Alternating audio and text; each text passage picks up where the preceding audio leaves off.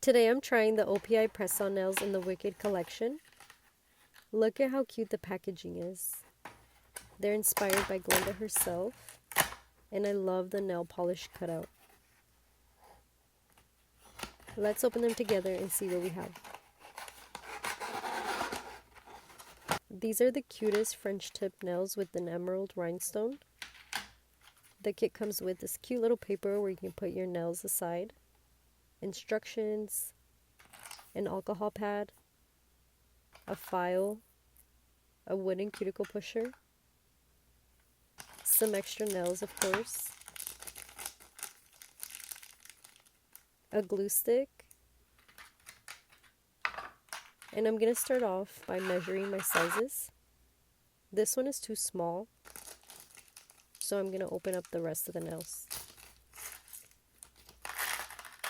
Let's see what we have. Maybe this one will fit. It's a little bit big, but I can always file them down to customize it to your nail bed. And for my 3 middle fingers, I'm going to be using the rhinestone ones. As you can tell, this one's too small. You don't want it to be too small or they'll pop off. And then I realized that my nails were so long, so I'm just going to go ahead and cut them.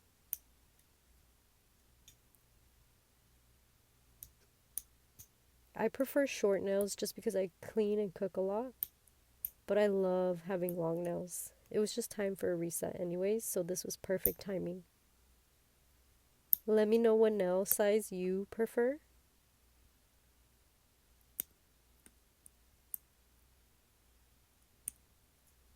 And then next, I'm going to go ahead and divide my cotton balls. And then I'm going to soak them in acetone and apply them to my nails. And I'm just going to leave them there for about 10 to 15 seconds. And this will make the removal process a little bit easier. I should be able to get it off in about 1 to a couple swipes. And then I just fold the cotton in half just to make sure I don't get any of that nail polish residue on my skin. Then, you have to recycle in this economy right now, especially with these prices. So I'm just folding that in half and then doing the other side of my hand. Since I'm using a stiletto shape, I don't want the size of my nails to come out. So I'm going to be filing and buffing. And now I'm going to go ahead and lightly push my cuticles back. I did have some dead skin, so I'm just lightly trimming that away. I try to use this buffing side of the file, but I don't know, it's not working for me. So I'm just going to lightly file with the black side. And then I'm going to go in with my favorite mini buffer and just do the rest of the nail plate. Then I'm taking the alcohol pad and I'm just removing any dust. And I'm starting off by putting a little bit of glue in the middle, almost like a circle. And then I'm putting a small circle on the nail and putting it at a 45-degree angle. I leave it for about 5 seconds and then I just check to make sure it's straight and I readjust if I have to. And then I hold for about 10 to 15 seconds. I repeat the same steps for the rest of the nails.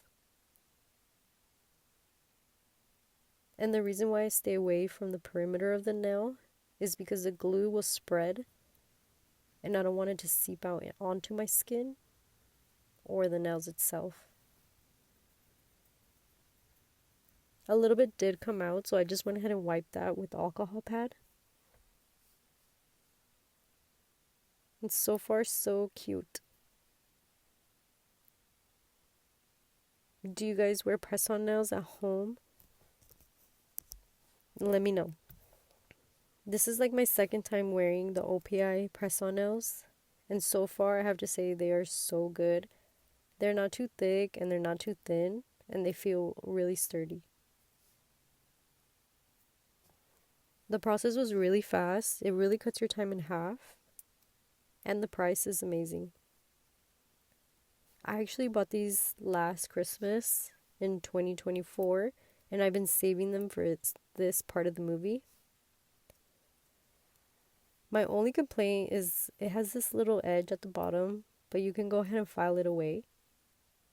The only bad thing is a little bit of the white came off, but it's okay.